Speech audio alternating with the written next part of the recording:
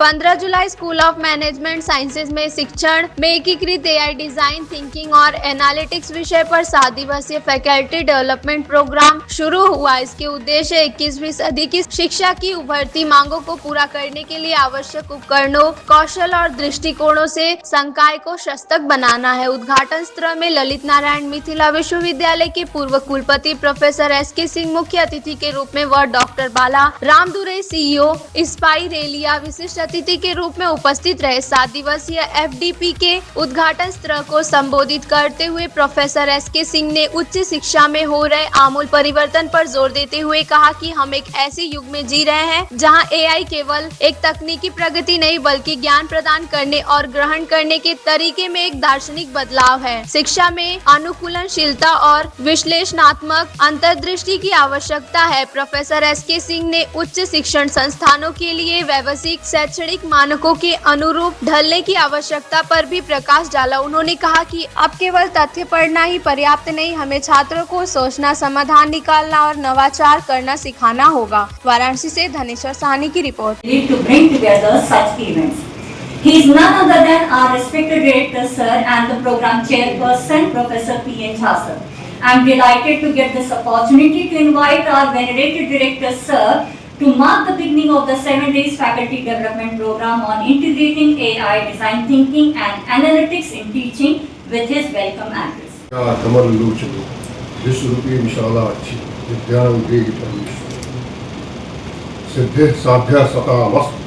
प्रसादा तस्य भूजटे जाह्नवी फेन लेखेव यन मूर्धनि शशिनः सर्वा बाधा प्रशमनं त्रैलोक्यस्य अखिलेश्वर।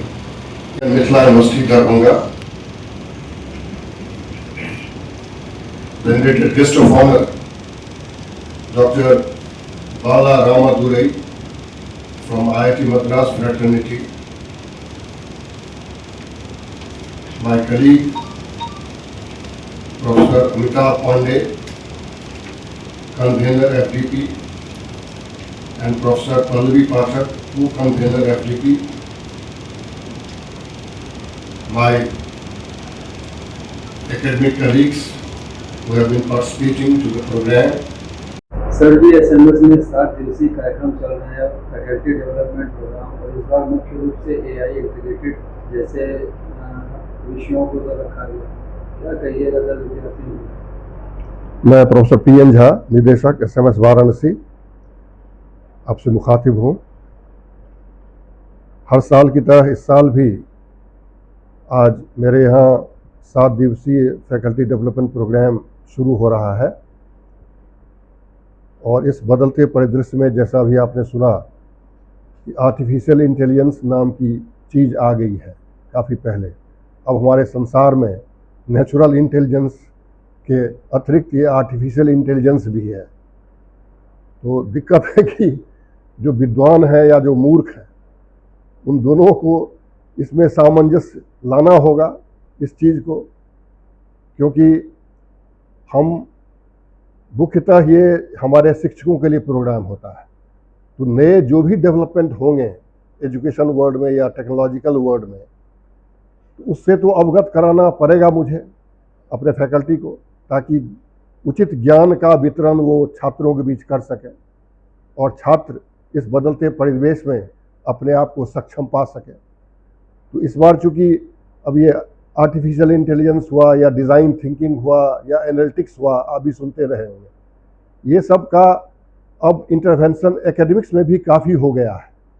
तो इसीलिए टीचिंग में हम इस सब को साथ लेके कैसे चलें समुचित तरीके से, ताकि जो देश में अभी नई शिक्षा नीति आ गई है, नेशनल एजुकेशन पॉलिसी, तो उसके तहत जिस तरह का ज्ञान देना है उसमें इससे हम कितना ज़्यादा से ज़्यादा तत्व लेकर के अपने शिक्षकों को ज्ञान दे सकें, ताकि उस ज्ञान का वो वितरण क्लासरूम में स्टूडेंट्स के सामने कर सकें।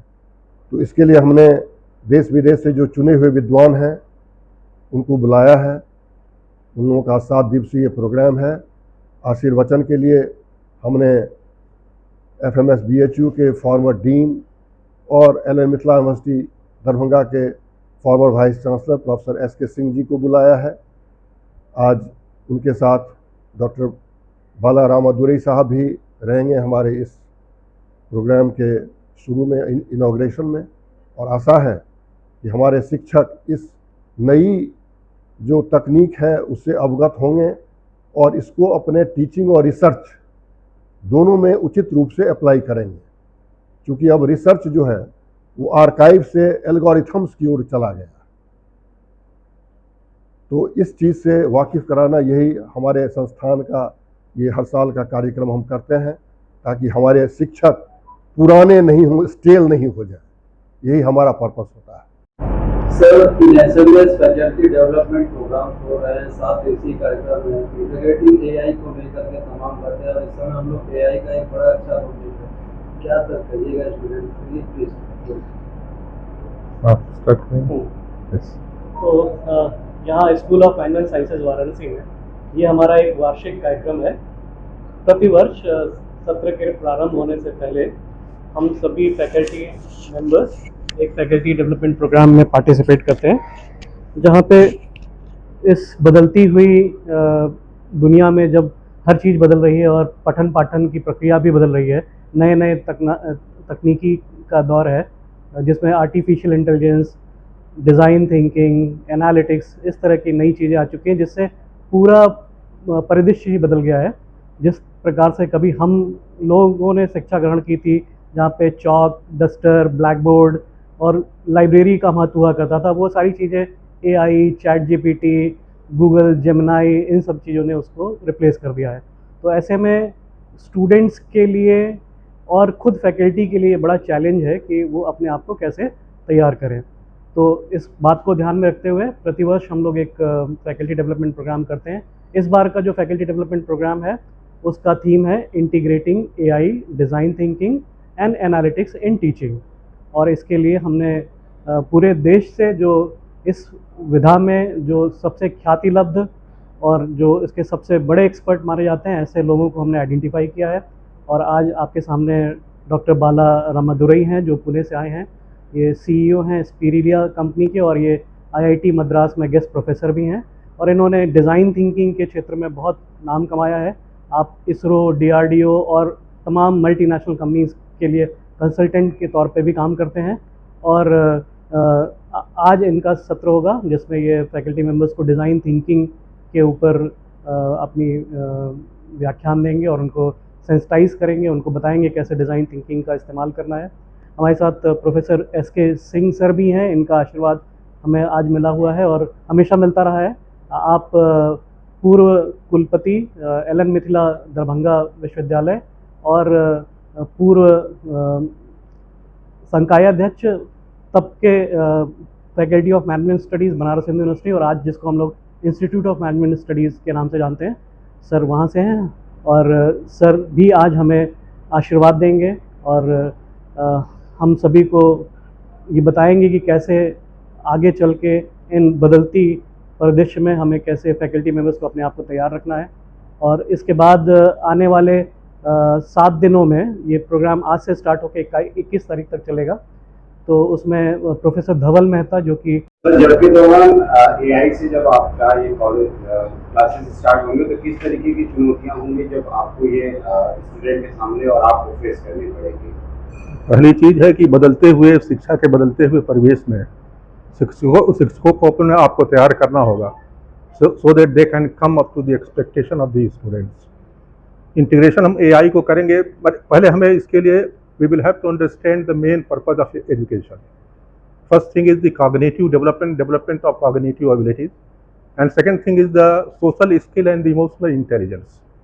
It is true that by integrating artificial intelligence, we shall be able to develop the cognitive abilities of the students and will be able to make them ready for IR 4.0 and IR 5.0 requirement. But at the same time, we will have to see how this artificial integration could be utilized for enhancing the social skill and also the emotional student of the students. Because the social skill and emotional intelligence, they are very important factors contributing to the success equation of any individual. I am sure that the way this faculty development program has been designed, it will be able to address both the problems, cognitive development and at the same time the social skill and the emotional intelligence. And I wish this FDP a great grand success. Sir अगर आज के परिवेश की बात की जाए तो Facebook से लेकर यूट्यूब तक हर जगह आर्टिफिशियल इंटेलिजेंस की जिस तरीके से भूमिकाएं फैली गई और कोई भी चीज़ों को की बात हुई है, एक एंशियंट इंटेलिजेंस है, आर्टिफिशियल इंटेलिजेंस है, उसको प्रेजेंटेड कॉन्टेक्स्ट में उसको हमको रेलिवेंट बनाना है। एक तरफ ह्यूमन इंटेलिजेंस है, ऐसा ना हो कि आर्टिफिशियल इंटेलिजेंस का हम इतना उपयोग करें कि हमारा जो ह्यूमन इंटेलिजेंस है वो धीरे धीरे कम होता चला जाए, अंडरमाइन होता चला जाए, फिर हम अपने सोचने समझने की शक्ति हो। तो दोनों के बीच में we will have to maintain a judicious balance between the artificial intelligence and at the same time human intelligence. Human intelligence को ज़्यादा ये इस तरह से कि ह्यूमन इंटेलिजेंस किसी तरह से प्रभावित ना हो, तभी हम जो है टेक्नोलॉजिकल इंटरवेंशन करना चाहिए।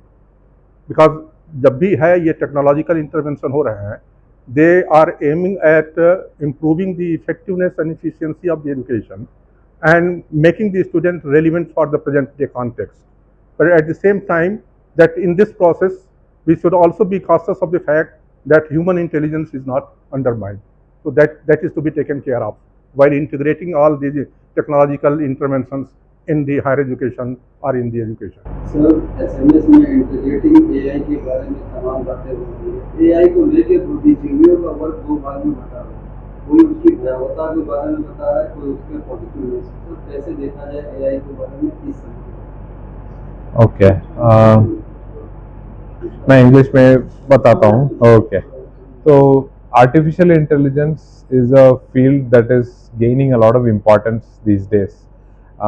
One of the key factors in artificial intelligence is the gaining of knowledge, and for what application. So there are two aspects to it. One is the gaining of the knowledge and two is the application.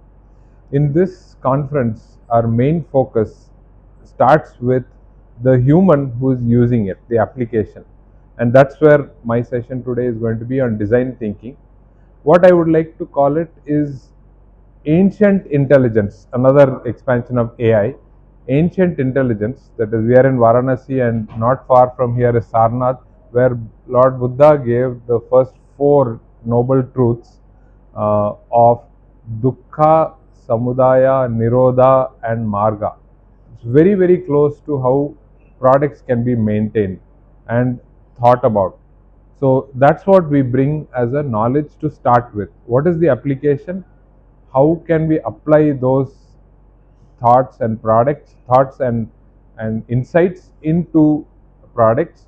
Once we have those needs, then we use the knowledge that we already have into creating new products and services at the service of humanity, again going back to humans.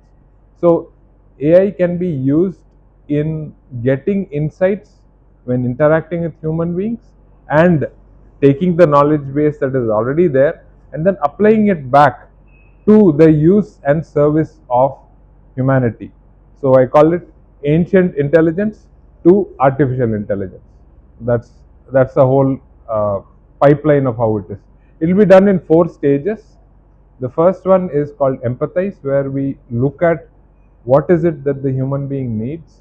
Second is analysis, we apply our own analysis, and then we come to solve, where we generate ideas and then make a prototype out of it. In each of these stages, artificial intelligence, AI, can be used and very effectively and very efficiently.